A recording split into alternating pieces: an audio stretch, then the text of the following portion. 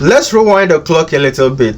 Mindseye was the new shiny title from Build a Rocket Boy, a studio founded by Leslie freaking Benzies, former Rockstar Games president, the dude who helped us bring GTA 3 all the way to GTA 5. When he left Rockstar in 2016, the gaming world took notice. I mean, if that guy is making a game, you gotta pay attention. I mean, if you made GTA, how bad could your next game be?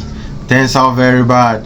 Fast forward to launch day, frame drops, crashes, audio. This was supposed to be a genre redefining next-gen experience, and instead, it is an example in how not to launch a game.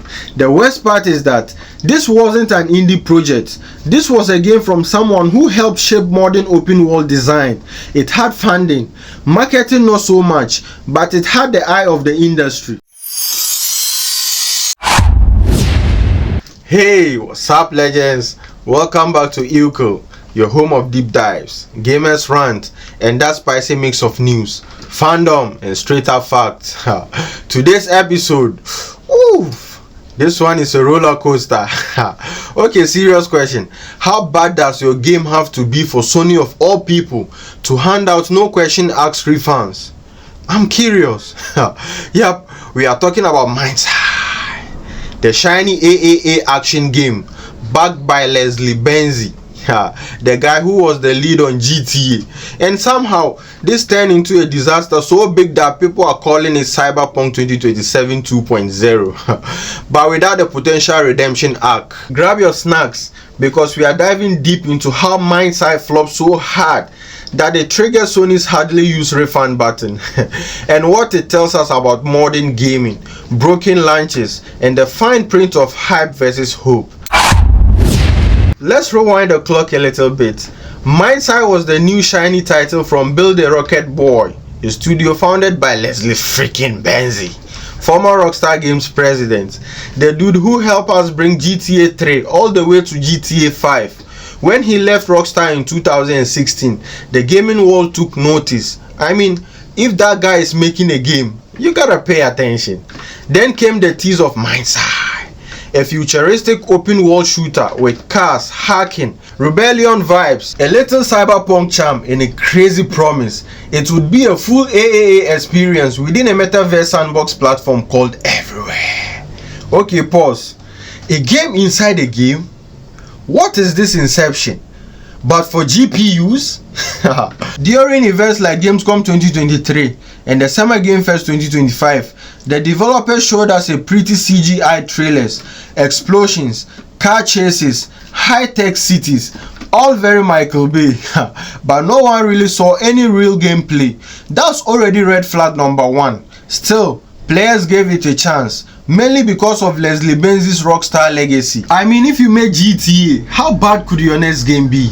Turns out very bad.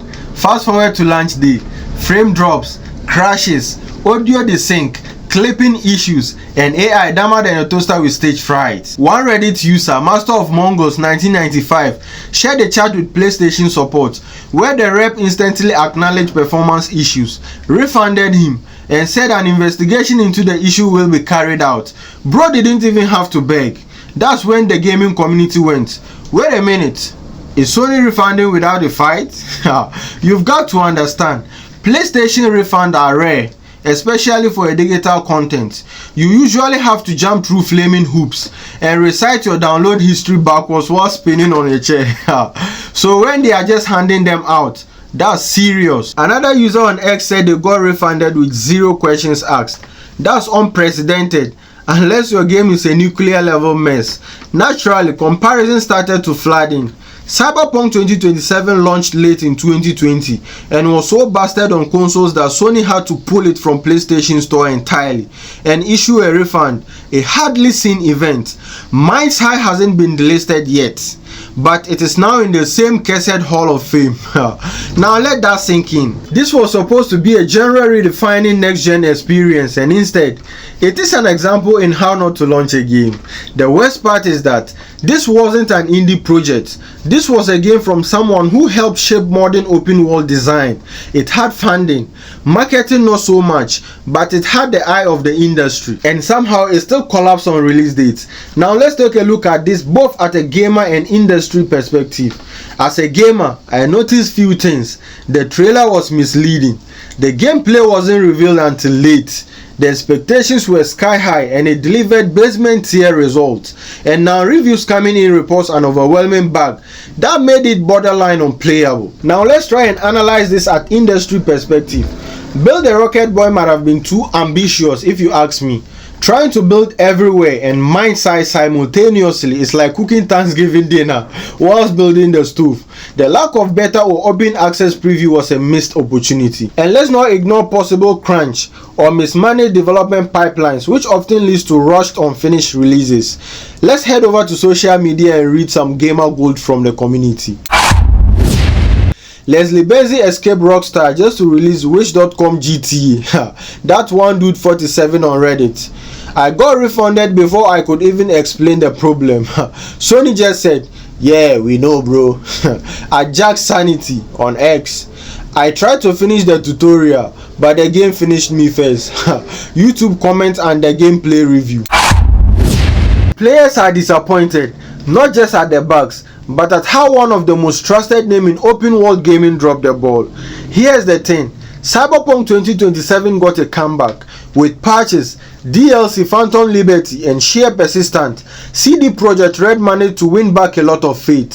So what about Mindseye? There's still potential. The foundation of the world is interesting. The ambition is there, but they will need massive performance patches, transparent communication with players, and maybe a total relaunch. But as of now, Mindseye is circling the drain and the gaming community has receipts. So let's ask the real question. Did Mindseye just kill Leslie Benzies' comeback? Or is this just the rocky start to something bigger? Something that could eventually live up to its promises? Let me know in the comments. Have you tried Mindseye? Did you get a refund? Or are you one of the few brave playing through the pain? Smash the like button if you enjoyed this breakdown. Subscribe for more Euccle deep dive. And yo, don't miss the next episode where we look at the rise of AA horror games stealing the thunder from AA flops. And maybe we'll do a breakdown of Everywhere too, if it actually, exists. Catch you next time, legends. Stay sharp, stay critical, and always read the patch notice. Till I see you next. Adios, amigos.